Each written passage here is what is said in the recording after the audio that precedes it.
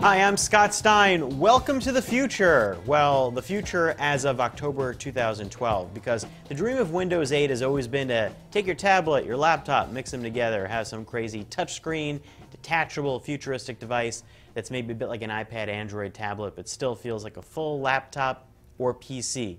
Well, finally, we're reviewing the HP Envy X2, which is one of this generation of what we call hybrids, maybe we call them detachables. They're laptops that can detach and become their own tablets and have permanent keyboard bases that come with the systems. Sounds a little bit complicated, but I'm trying to differentiate between that and something like the Surface Pro that's going to be coming out, which really has a keyboard that's more like a cover. Well, they're kind of similar, except in this instance, the keyboard also has extra battery space and ports, so that's the advantage there.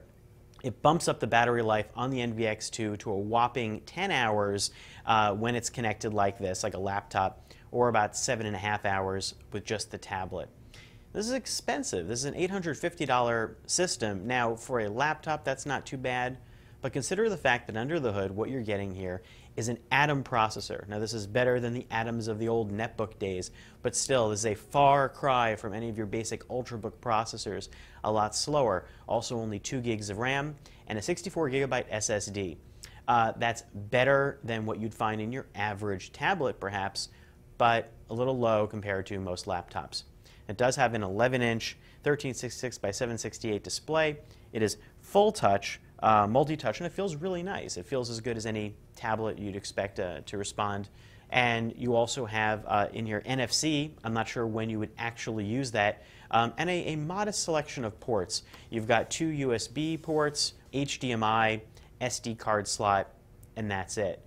And there are no ports in the tablet itself. It's really made to be used as a kind of a consumption tablet device, not to connect to anything. So you'll need to plug it into this base.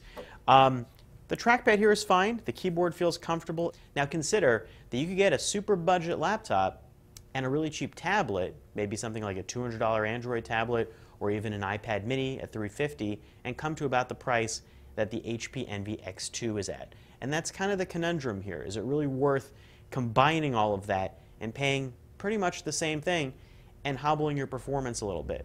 Now, this can run all Windows programs. It's a full Windows 8 experience, so that's nice. And the construction and design feel really good. This is very HP-like, although be forewarned that the way the hinge opens here, it's top-heavy, so you're going to tip it over if you push it too far back, but it holds its own when you stand it on a table. If you put it on your lap, it might feel a little bit awkward.